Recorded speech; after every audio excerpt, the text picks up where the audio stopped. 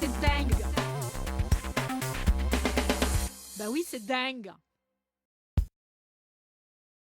Décalage horaire, on va travailler sur le décalage horaire. Alors voilà, alors le périmètre de la Terre, le périmètre autour de la Terre, suivant où tu es, suivant la latitude, le périmètre de la Terre, c'est pas le même.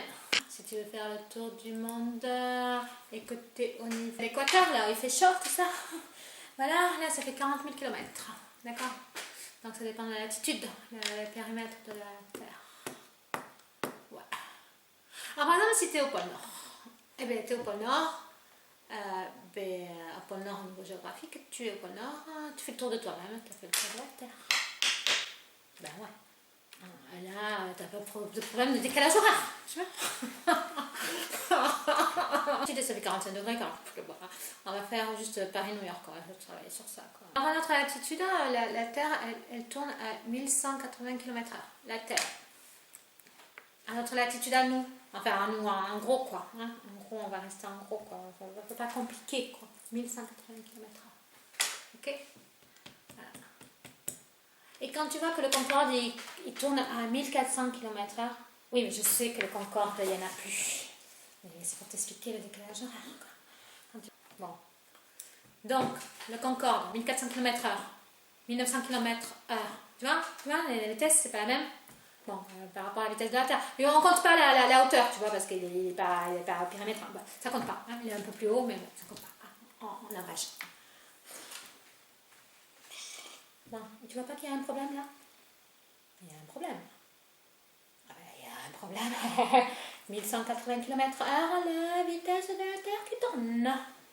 Et le Concorde, il fait 1400 km/h ou 1900 km/h. Le Concorde va plus vite que la Terre qui tourne.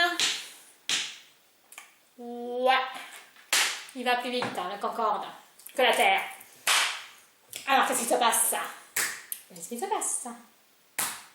Et tu pars. Pareil, tu pars. T'es arrivé. Il est 6 heures. New York. T'arrives? J'arrivais. J'arrivais avant d'être parti. Bah alors, t'es où? T'arrives, mais t'es pas parti. Mais oui, puisque le Concorde il va plus vite. Il va plus vite que la vitesse de la rotation de la Terre. C'est dingue. C'est pas dingue? Mais si, c'est dingue. Moi, je trouve que c'est dingue. T'arrives?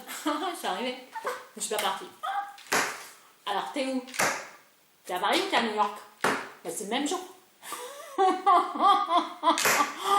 Bon, moi, j'ai essayé, tu vois, faire les économies de crâne, tu vois, mais c'est pas ça, c'est pas ça qui fait que... Non, ça marche pas, parce que t'as quand même passé le temps dans le Concorde. Ah ben, t'es fatigué, puis t'as les cernes.